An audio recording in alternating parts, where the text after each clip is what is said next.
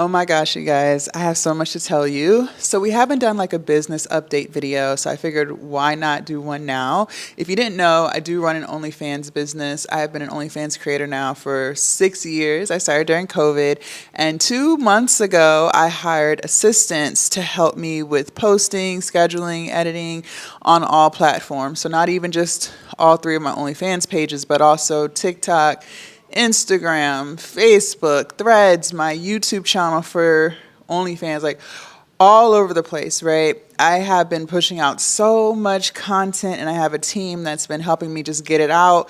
And I'm so glad that I invested in assistants because I'm only one person. I can't do everything. And one thing that I failed at doing before when trying to scale my OnlyFans business is delegating. So this time around, I decided to do that. And it's definitely been working. So we are 2 months into having assistants. I have a total of six, but one of them quit on me this past weekend.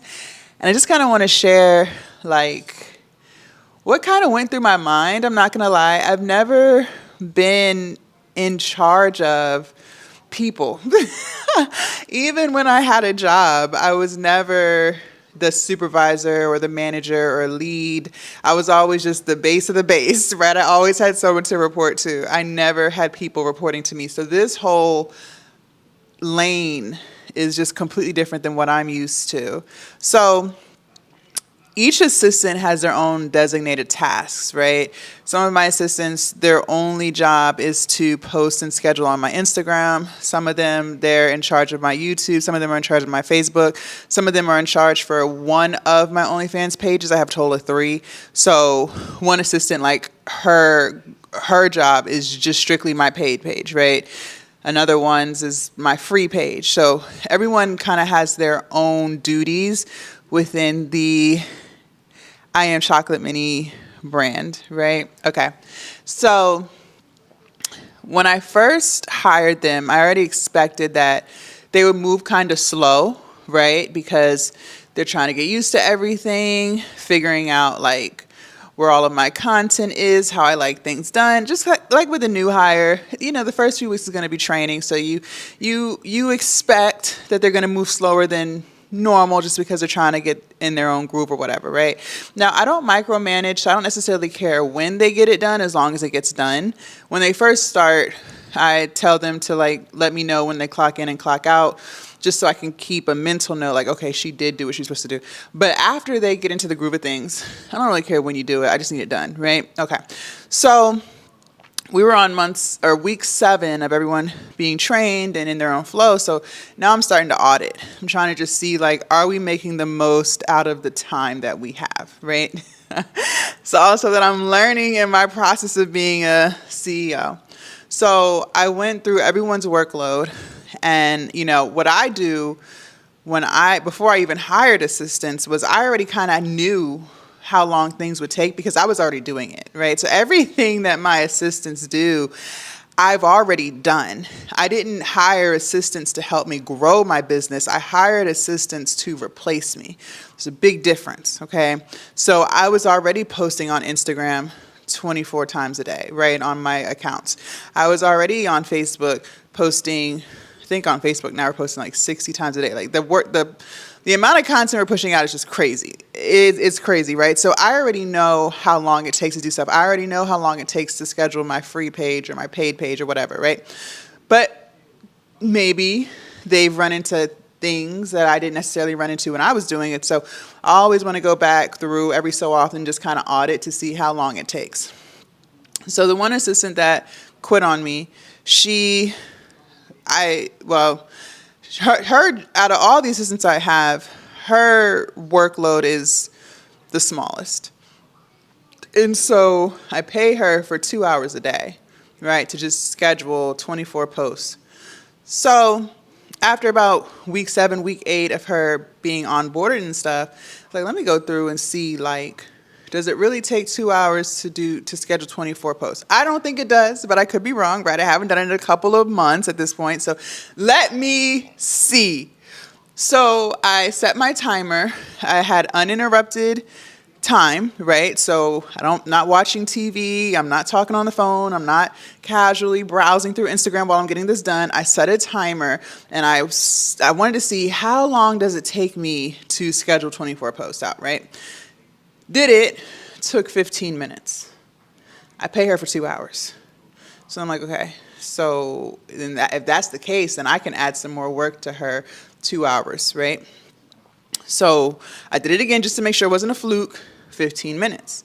So I'm like, all right, yeah, I'm going to either cut her hours or I'm going to give her more work to do. I decided to cut her hours because I really didn't have anything else for her to do at this time. So I just let her know, hey, I did an audit, I timed myself. It really only takes 15 minutes to do this, but I'm going to go ahead and give you 30 minutes, right? So I was like, let me know if that's going to work for you. If not, then I will have to find somebody else to do the job.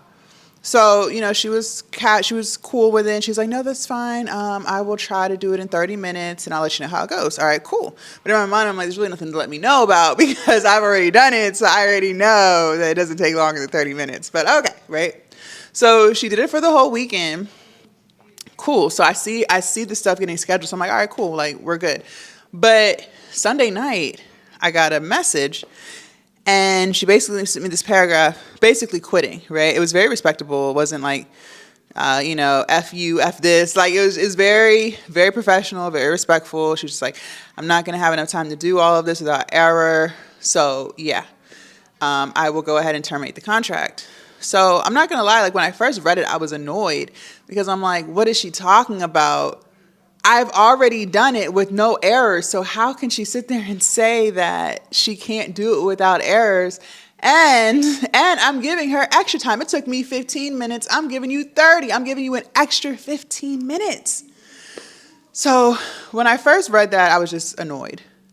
Then after about 10 minutes of being annoyed, then I'm taking it personally. I'm like, dang, like, is it me? Am I tripping? Like, what did I do? Like, then I slept on it because she sent me that at night. So I was like, I'm going to just sleep on it. The next day I woke up and she did schedule out for a couple of days. So it wasn't like I was rushing to figure out how I'm going to get these posts scheduled. She did do that. And so I reached out to one of my other assistants and asked her, hey, I need you to fill in while I try to hire someone else for this. And so she did. Now, I wanted to make this video because I just want to kind of share like insight and scaling and doing things that you haven't done before and where you might feel like you're making mistakes. But one thing I want you to know, one thing that I learned over this weekend is life is a learning process, okay? You're not going to get anything done perfectly the first time around, 10th time around, 100th time around. There's always room for improvement. There's always room for growth. One of the things that I took away from this is people quit. People quit. Like, it doesn't necessarily mean that I did something wrong. People quit. And I think what really happened was, I could be wrong, I don't know, but I do think that she just kind of liked having 2 hours. She liked being able to kind of coast, right? And the fact that I guess put pressure on the situation by tightening up her shift and tightening up everything, it just kind of turned into well, what's the point of doing this, right? And I'm not gonna lie, when I used to have a job, I would ride the clock too. I think a lot of people ride the clock. Okay, so I can't not expect people to do that because I used to do that. I also can't expect people to care about my business more than me. And I think that the lesson learned here is, for me, people quit. That doesn't necessarily mean I'm a bad boss or manager, leader, whatever. It just means that people quit, and it's actually best that she removed herself because now I can find someone else who might even do a better job than her, who might be able to bring things to me that I didn't think of or that could be done better, right? So I'm just looking at the positives of it. I'm out of that negative energy, but I'm not going to lie, like, it did kind of hurt my feelings because I'm just like, what did I do? Like, because I told her it takes X amount of time, like, now she wants to quit. Like, I really was taking it personally. I really was, but I had to, like, put my mind in the mindset of an employee and how I used to be. Not saying it's right, but I did used to ride the clock. Like, I really did. So, I don't take it personally anymore. People do quit. this is what happens. This is what happens when you're building a business, when you're scaling, when you're becoming a leader. So I just wanted to share that with you guys. So now I'm down to 5 assistants, but my other assistants are really great. And the one who is covering the other one's tasks, she's doing a really great job. So, I do have a really strong team of women who, are really giving their best foot forward, who are doing everything that I ask and then some. And it seems like they genuinely do care about their position. So I'm very blessed and thankful for them.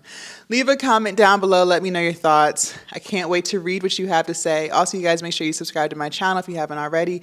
Do not forget to join the Patreon. The link is down below in my description. And I will see you guys in my next video. Bye.